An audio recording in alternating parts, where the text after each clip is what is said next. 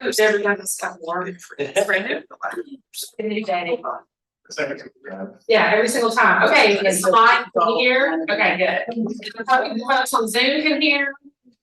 Maybe somebody will tell us in the chat if they can. So, hello everyone, and welcome to the November 2023. I cannot believe we're here already. Legacies and Lunch, a hybrid program of the Cowles Butler Center for Arkansas Studies. I'm Heather Register Zabindin, the programs and website coordinator for the Bobby L. Roberts Library of Arkansas History and Mars at the Central Arkansas Library System.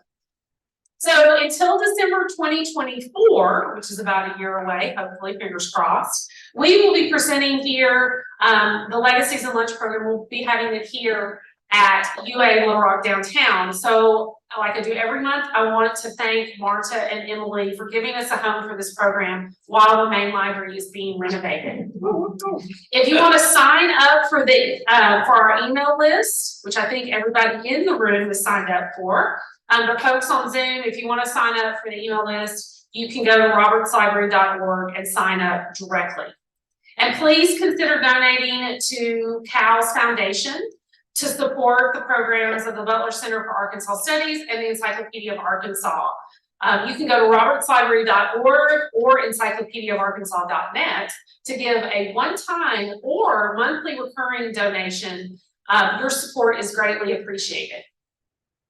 At some point, I'm going to challenge people about the monthly recurring donation, but I'll get there. We're going to work on cookies right now. Today's talk is being live streamed to YouTube, and it will be available, and it is working this month. Yay for YouTube. It will be available to view on Cowles YouTube channel immediately following the program. Today's speaker will answer questions at the end of the session. So folks on Zoom, you can type your questions in the chat box and I will read them aloud. And for folks in person, if you will please silence your cell phones. So now I'm going to give the mic to Brian Robertson and he is going to introduce our speaker. Thank you. Yeah, today's speaker we're joined by Kristina Sedlarević to talk about the role of Civil War films in the agenda of the United Daughters of the Confederacy. Kristina and I first met more than, about a year and a half ago, I think. She contacted us to do some research at the Butler Center. You know, long distance research, obviously, from Germany. And so we kind of struck up a friendship since then, and we've been talking pretty regularly with our shared interest in Civil War history. And so Kristina is a PhD candidate in film studies at Goethe University in Frankfurt, Germany. She obtained her BA in art history at the University of Belgrade in Serbia in 2020, and her MA in aesthetics at Goethe University in 2023. Her research interests revolve around the American Civil War memory in Hollywood films and political iconology of historical monuments. So please give my friend Kristina a warm in-person and virtual welcome.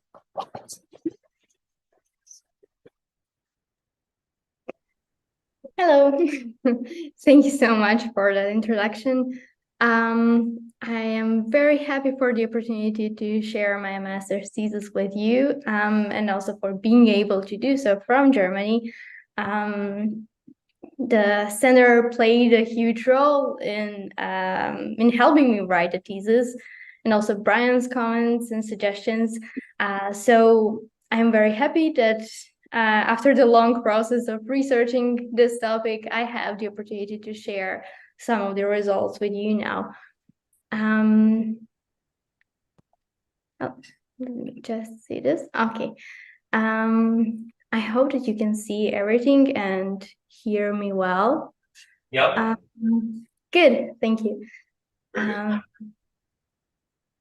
So I would like first to give you some introductory notes on how I got interested into this topic.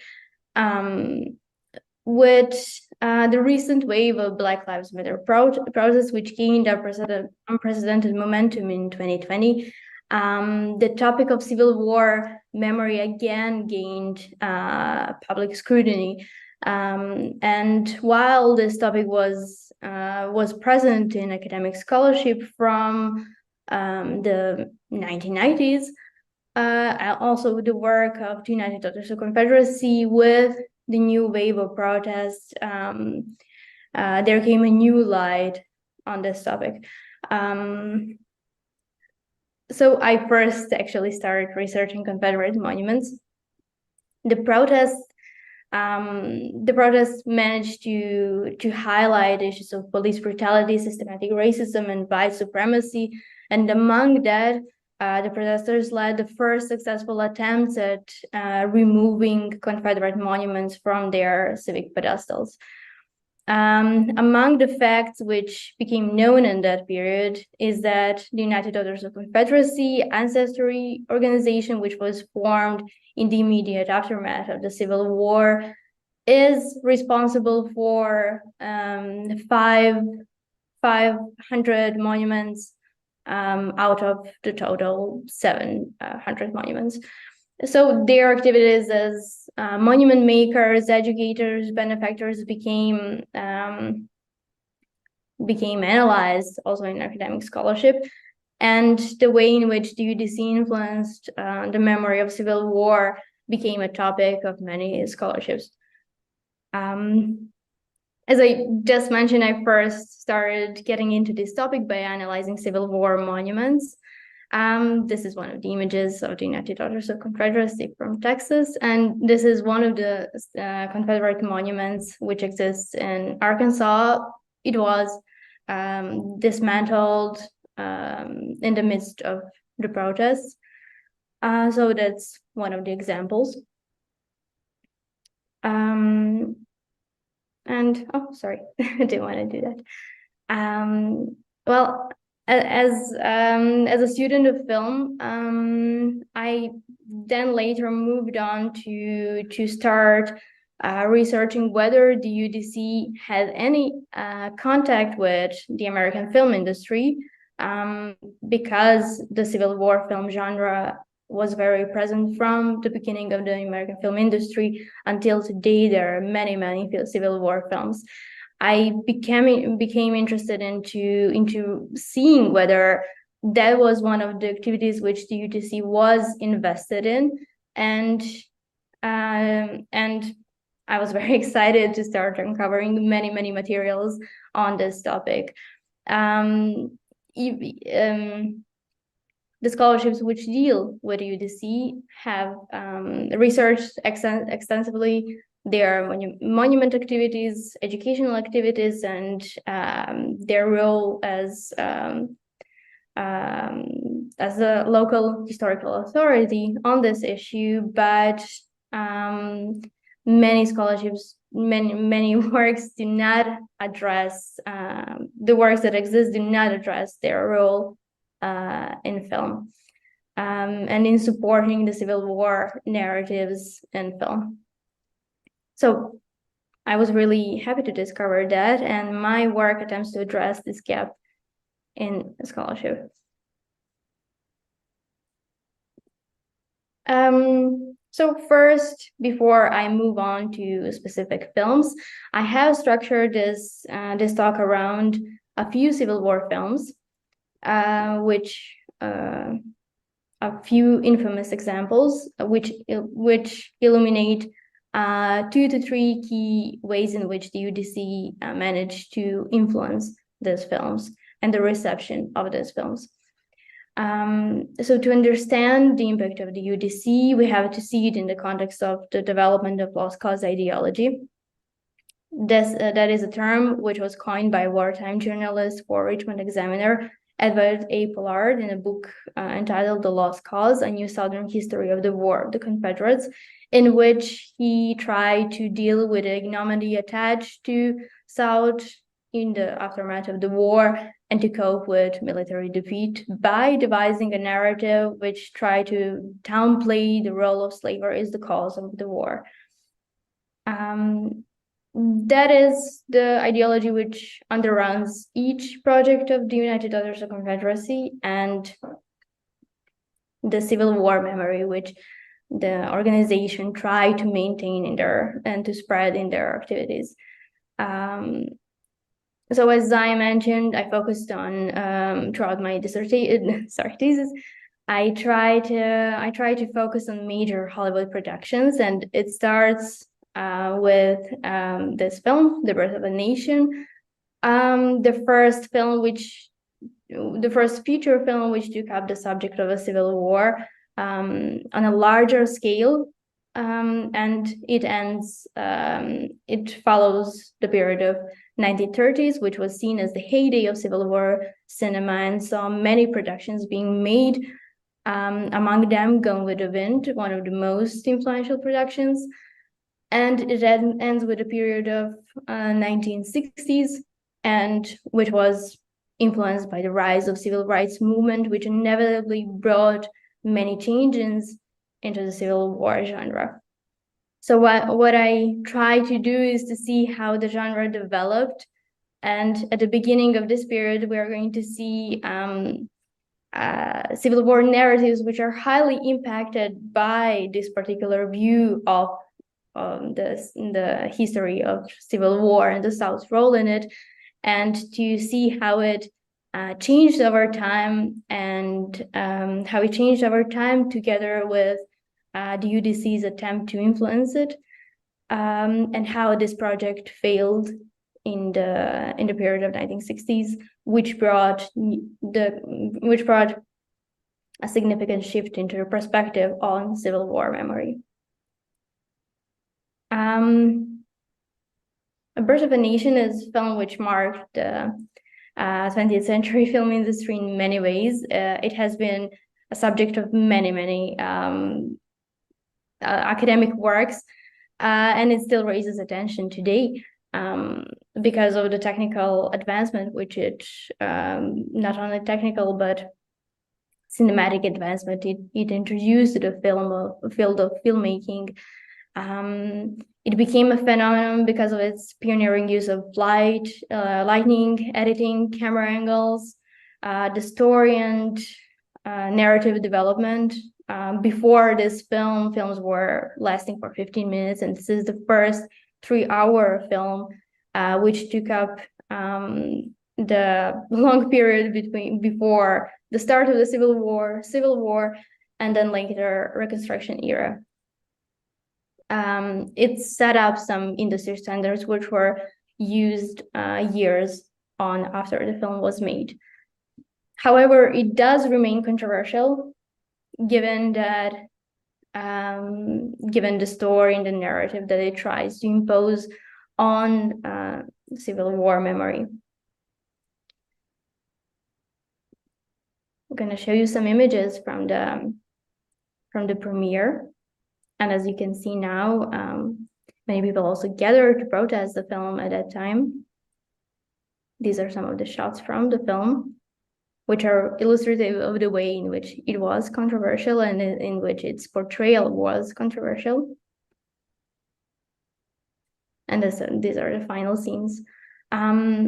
So the story of the film follows two families coming from the two divided sections, the Southern Cameroons and the Northern Stonemans, whose lives become engulfed in the conflict and its after effects.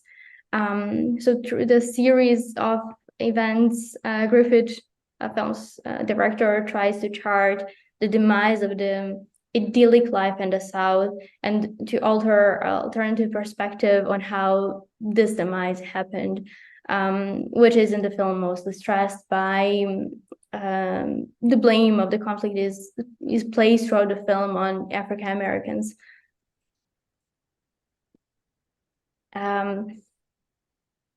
It ends with after the Civil War,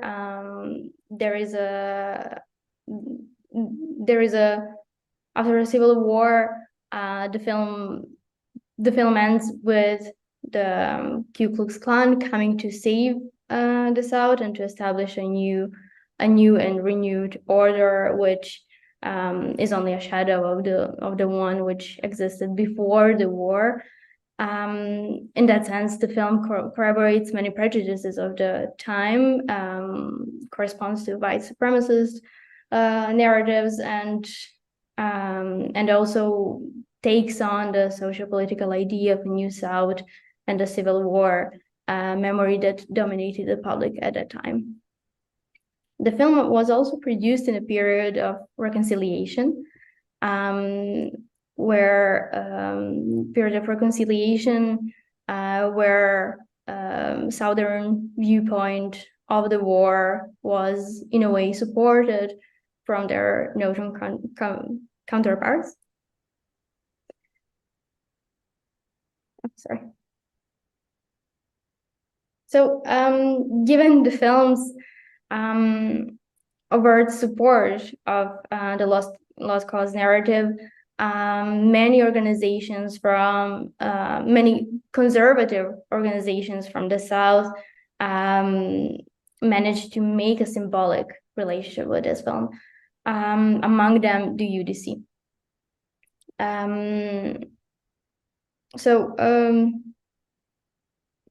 This is a film that actually sounded the first interest of the UDC in the film, and that's why I also found it very interesting. The UDC support for the film mapped out the future ways in which the organization is going to become engaged in film debates, and it opened some mechanisms which the organization is going to develop in the future. First, the organization tried to offer vocal support for the film in the community, which was really significant because UDC was considered at a time as a gatekeeper to the South, and had vast means of advertising certain opinions and throughout newspapers, their own outlets and newspapers, and as members of the community, which were held in high esteem. So what they advertised had some significance in the community. When the film appeared, the UDC supported it vocally. They considered it as a vivid portrayal of the Klan, that it explained why the Klan was necessary at the time, and that, I'm going to read you one quote, that the film has proven more powerful than anything else in bringing about a realization of things as they were. So ultimately, the UDC gave their stamp of approval to this film. We have to remember that they were a huge historical authority in the community, and when they supported that something did present the events as they were, that also held significance. So that is one of the ways in which the UDC promoted the film. The second way, which remains unique in my research, is that some members in Atlanta attempted to align this film with their own agenda and their own projects. What you see now is a monument on Stone Mountain, which was started by Atlanta UDC in 1914, and it was only finished in 1970. So you can also make a connection that project started 1 year before Birth of a Nation appeared on the silk screen, and the premiere of the film actually gave the authors a chance to align this monument, which was in making, and to shed some publicity on the monument and on their own project by aligning their cause with a film. In this regard, the authors held premieres of the film. They got rights to host premieres for fundraising, and they also made exhibitions around the monument which featured Ku Klux Klan memorabilia, and that was the way in which they try to align the project with the film. Stone Mountain is a place where of the revival of the Ku Klux Klan, and it is also associated in some sources with a film. Some researchers claim that after William J. Simmons saw the film, that he rushed out and that he got an idea to restart the Klan. The sculptor of the mountain, the monument, sorry, had also Ku Klux Klan associations, and that was recognized by daughters and used as their advantage in promoting the film, promoting the monument, and the film also served that cause. Sorry.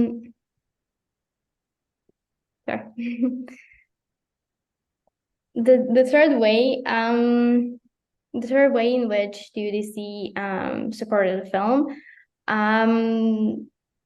was illustrative of the way in which the organization is going to try and start and successfully infiltrate the American film industry power structures. Early 1910s throughout the 1920s and later 30s in a different form 1910s saw the beginning of the censorship attempts in Hollywood. Many organizations, among them also United Doctors of Confederacy, thought that it was necessary to establish censorship mechanisms in each state to determine whether the films which are being consumed by the public are suitable. That also left a huge area of interpretation to be determined whether a film is suitable or not, and what it actually meant. When the United Daughters of Confederacy were engaged in this debate, they also brought in the issues of correct history and true portrayal of history, and that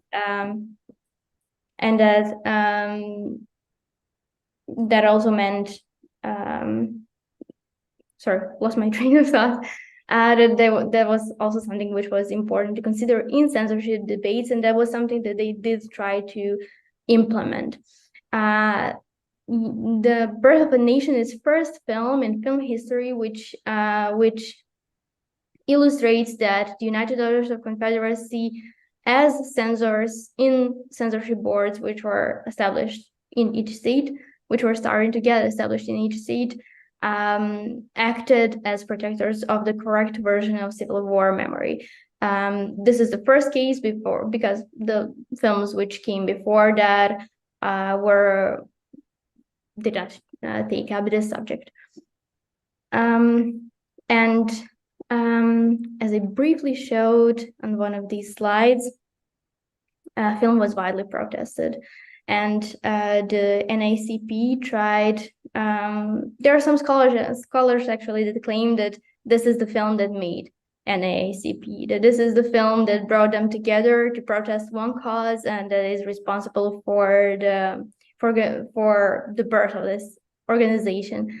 The organization protested the film, led immense efforts at banning the film from theaters, and illuminating why this was necessary.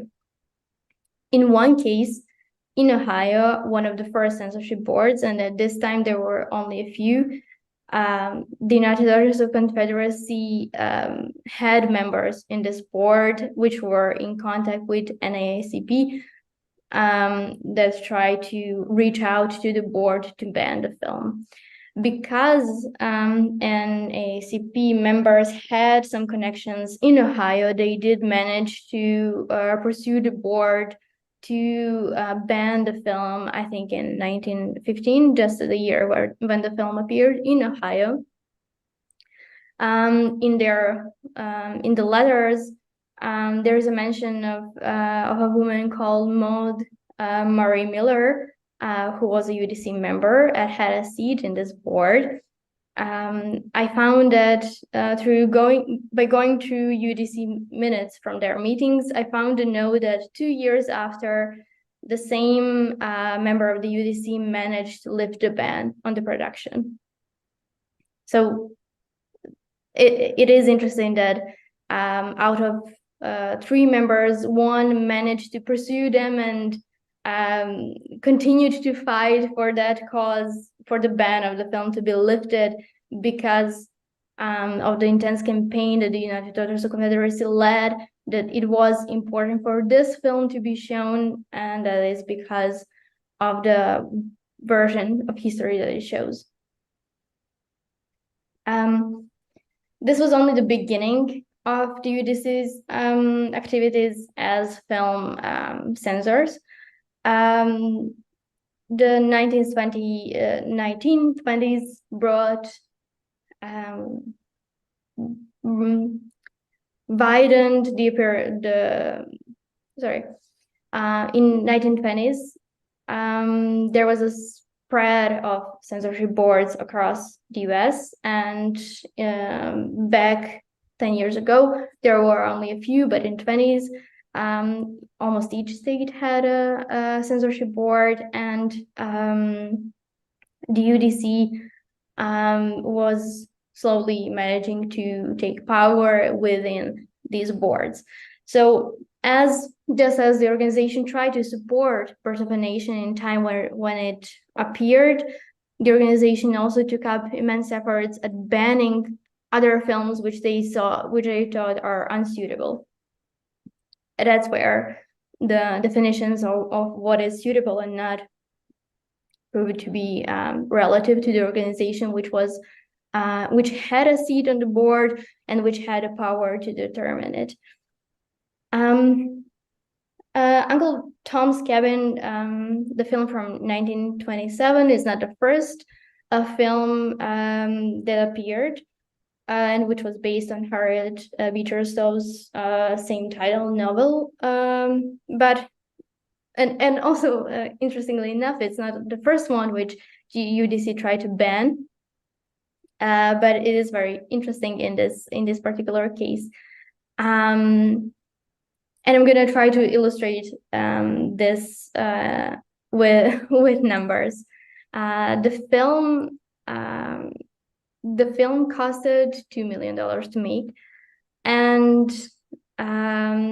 it was at loss at $1.5 million. After it appeared, it failed to garner $500,000 of profits after it appeared, and that is something that can be. It's not definitely due to the UDC's censorship of the film, but can be a byproduct. First, when the film appeared in theaters, it was considered a rank injustice to the South or a slap in the face, as some UDC members proclaimed it throughout many newspapers around across the South. And bearing in mind, they started even the campaign before the film arrived to the screen. And bearing in mind that the unfavorable response from Southern audience could contribute to box office failure of the production, which it did, the producers of the film and director Pollard tried to downplay some things which would be considered offensive to the Southern audience and to the daughters. Because of the letter campaigns and open exchange with theater managers, the United Daughters of Confederacy, either as censors, managed to cut some parts of the film, and that turned out to be a huge part of the film, or to ban the production altogether in some states. I found 10 places in which this happened, and less than 10, but that is illustrative of the way that their role as censors was gaining more and more power and attention. So those two examples, Birth of a Nation and Uncle Tom's Film, show the involvement of the UDC as censors. which were able to bar a film from being shown or to lift a ban with their efforts and to overtly support certain productions. And that was all based on the same agenda of memorialization and building one version of the Civil War memory for which the organization stood for. However, in 1930s, which brought heyday of the genre. I think that about 70 films were made during that decade on the topic of Civil War, and half of them were favorable to the Southern cause. That in that period, the UDC also tried to use the publicity of the huge Civil War productions to shed light on their own agenda. So it was reciprocal in that sense. Don't know if I pronounced that correctly. So the Civil War production, which is to this day considered as one of the most influential production of the entire genre, Gone with the Wind, was naturally followed by the campaign by the UDC. Before Gone with the Wind, a similar campaign, which included publicity, open support, and also staging of the premieres of the event in the South, was done for the film So Red the Rose from 1935, but because of the time, I didn't include that one. But the campaign was essentially the same, only that Gone with the Wind was a much larger campaign and involved immense efforts. We're gonna look now what I did. The film is based also on the American novel written by Margaret Mitchell of the same name, which Mitchell consulted a lot of historical sources, and she really wanted to bring the portrayal of the war as she believed was true, which was very significant for the authors because they also believed in historical sources biased to the South, which were being used for this film. There was a poll showing, because this book was very reached a lot of people. There was a poll by the American Institute for Public Opinion, which showed that 14 million people read the book, and that was very significant for the American film industry. Producers jumped to the opportunity to turn this book, this immensely popular book, into the film, because it was certain that it's going to bring huge box office success and that it's going to bring many people to the theaters. And that was essentially what they managed to do. Producer which made the film was David O. Selznick, with whom United Daughters of Confederacy started to talk from the beginning. As it was a case for Uncle Tom's Cabin, Daughters also learned of the production and wanted to be involved from the outset.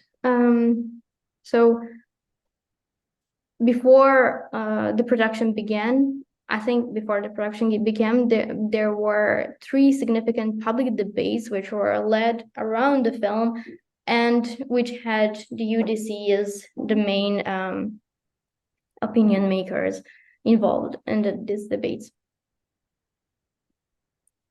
First was debate on the Southern accent in the film. Many daughters were writing to Selznick asking him to treat this issue as it should be done, that nobody wants Hollywood actors trying to imitate a Southern accent. They discussed this issue at length at their national conventions, and Selznick did hire a professional coach to train Scarlett later and after the film was premiered, they also published many articles on this and were very happy with how it turned out. But the second debate showed tension within the UDC, and that was the debate about the actress. Before Vivien Leigh was before and also after her choice of Vivien Leigh for the embodiment of Scarlett was pronounced, there were huge tensions in the public because she's originally from the UK and not from the South. Many United Daughters of Confederacy wrote to Selznick before she was chosen, arguing for the actress to be from the South. And the announcement enraged some. One of the debate, which was covered by many newspapers, mentioned that the UDC chapter in Ocala, Florida, was very much against this decision and even threatened to secede from Selznick International Pictures because of this choice. And later, which was later, that was printed in many newspapers, and the debate only stopped after the President General of the UDC, then Dorothy Lamar, wrote a statement in support of Vivien Leigh and gave her stamp of approval. Dorothy Lamar was a friend with Margaret Mitchell, intimate friends, and once Mitchell called her a duchess of the South, and she mentioned in many letters that UDC is a force not to be reckoned with in those areas. So while that is also one of the ways in which the UDC was not indirectly engaged in production, is that Dorothy Lamar, President General, was in frequent correspondence with Margaret Mitchell, who was informing her on the issues which were the issues from the production and how it was developing, how they what was the criticism that it attracted, and Lamar also gave her opinion and advised Mitchell. The third debate came from GAR, Grand Army of the Republic, the veterans, and the Daughters of Union Veterans Auxiliary of GAR, which on their annual meeting branded the film as defamatory and that it does not offer a truthful account of the events. This debate, which erupted around their claims, was also solved in the end by the words of Dorothy Lamar, who stood by the film and gave a public statement that it is in fact true, that the events were portrayed in a truthful manner. And as we saw, that is a stamp of approval, and that is something that that contributes to the belief in historical authenticity of the film.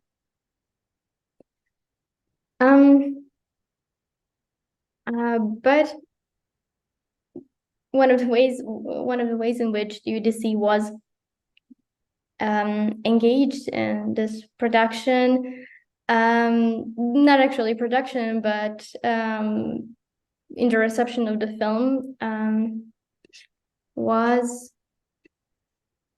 that they managed to host premieres of the event, which were, the first was in Atlanta, but the ones which followed afterwards happened throughout the southern states. These were very oops, sorry. These events were, you can see here the pictures of how they look. They were really extravagant. And while the UDC, when they tried to show Birth of a Nation and in correspondence to Stone Mountain, the UDC there tried to align the film with their memorial activities. And as I mentioned, they were building a lot of Confederate monuments, and a lot of their activities were centered around that. And in this case, in hosting the premieres, they also aligned this event to a certain branch of activities which they practiced, and that was making ephemeral spectacles, most of them taking place on Confederate Memorial Days, where they mobilized the whole town in celebrations and memorialization of the Civil War. So the publicity which the event garnered also mirrored on the UDC, and as they were hostesses of the event, also shed significant light on them and their role in community in the period which is considered in scholarship as the decline maybe in their numbers and in their memorial activities. So this example is also interesting in that sense. So many Confederate monuments which the UDC made happened before this period. So hosting a premiere didn't mean, how do I put this? Even though some scholarships consider that this is a period of decline of the UDC because they didn't make as many monuments as they did before, this premiere straightens the claim that this is something that they were doing at this period, and this is something that brought them significant attention and illuminated their role in the community, among other events and memorial and ephemeral spectacles that the organization was making at that time. Premieres were very extravagant. Actors came, producers, studio officials. The UDC hosted a sequence of historical events, which were attended by the actors. Maybe I'm not gonna go in many details, as I see that we don't have that much time. And oh, sorry, I also didn't mean to do that. And I would like to finish with just a brief note on how the thesis ends. The next heyday of Civil War cinema happened during the 1950s and lasted until the end of 1960s. This is the period which also brought increased attention into the topic of Civil War memory, since it coincides with the rise of civil rights movement. But in contrast to the heyday which happened in 1930s, the favor turned to the Union Army and not on the experience of Southerners. Many films appeared, I think a bit less than in 30s. And the daughters kept giving their support to the films which did agree with their views, such as Drums of the Deep South. And they also tried to maintain the momentum that Gone with the Wind held in hosting Gone with the Wind premieres again of the same film, and Gone with the Wind balls, which were used for fundraising means. However, there was a series which they endorsed publicly, which was called The Grey Ghost. I don't know how popular it was, but newspapers show that producers thought that it has great promise, that it received, that it was watched. And the series, the series is based on the activities of Colonel John Mosby and his Rangers, who fought against Union troops. So it did carry some lost cause overtones. However, it got canceled in the aftermath of the Supreme Court school desegregation ruling in Brown versus Board of Education case in '54.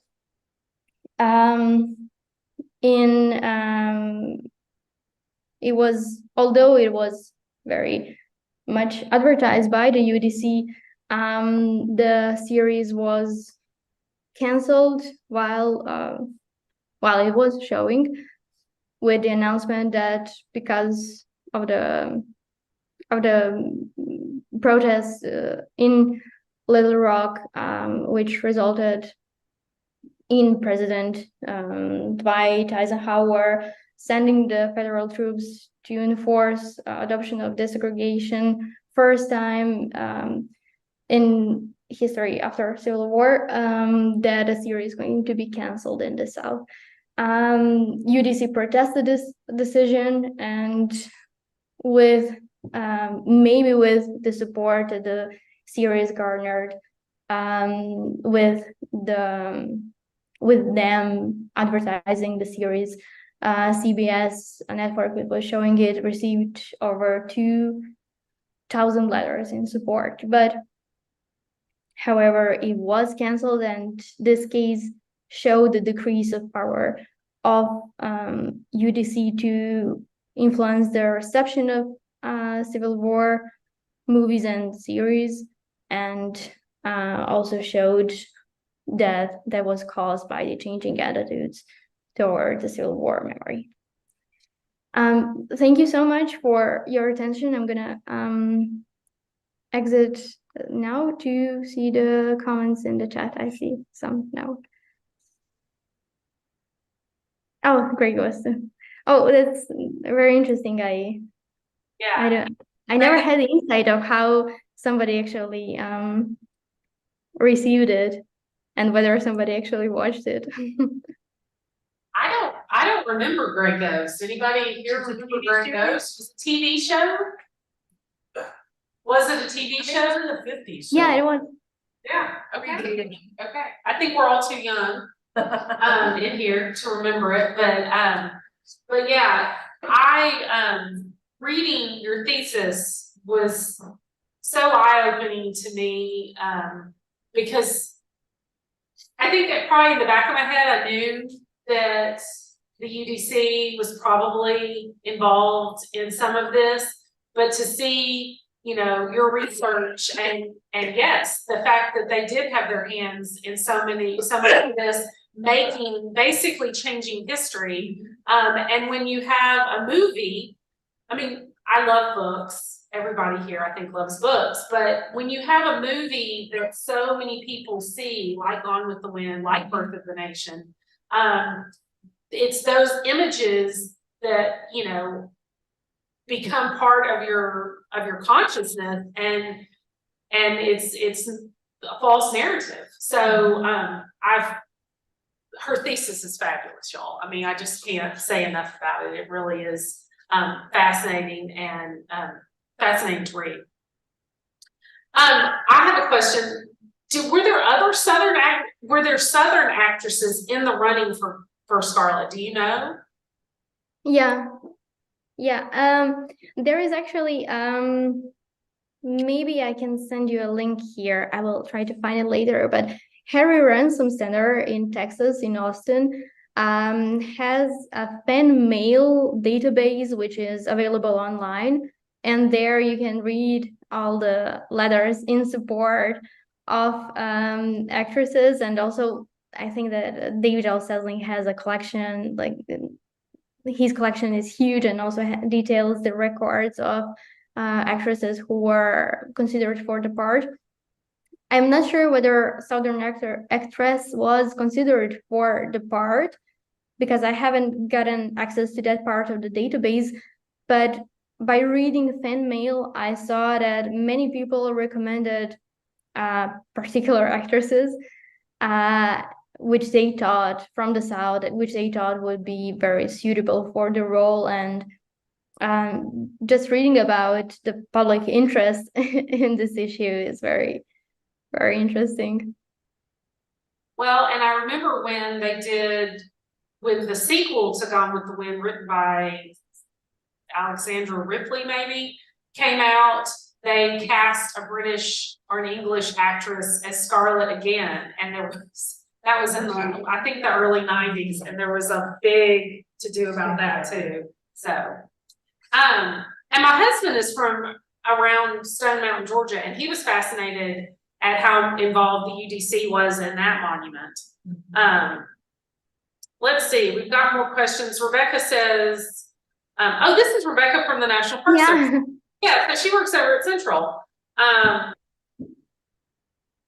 That is fascinating that the whole crisis at Central and Brown versus Board of Education was the reason it was canceled. It was also the reason why it was also something that was brought up by people who were protesting the cancellation, and they were blaming it on the event as well, but just from two different perspectives. Any questions from the audience here in person?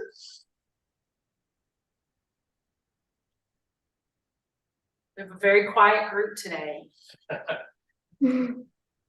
Well, thank you, Kristina, so much for doing this, for joining us from Frankfurt. It's nighttime there for her. And so we love, this is, one of my colleagues said this was actually last November, we had a scholar from Germany as well speak. So November must be, Scholar from Germany month. So Great. Thank you so much for being here. Thank you so much for inviting me. Hope that it was interesting for you. And if you have also any questions later, you can get in touch with me. Yes, if you have any questions, let me know, and we can get her email to you. So thank you again, Kristina. Thank you. Thank you. So next month, we're going to be joined by me. I'm going to be the Legacies in Lunch, and it's about my journey to find my mother, my grandmother, and my aunt in the 1950 census. And spoiler alert, I still hadn't found them. So, but they were there. They were somewhere. And so I have gone through to try to figure out where they were or why they aren't represented in the census. So that will be Wednesday, December 6th at noon here at UA Little Rock downtown. If you come in person, you get a free cookie. There are cookies in the back. If you join virtually, you do not get a free cookie. So thanks everybody for being here in person and on Zoom. We'll see you next month.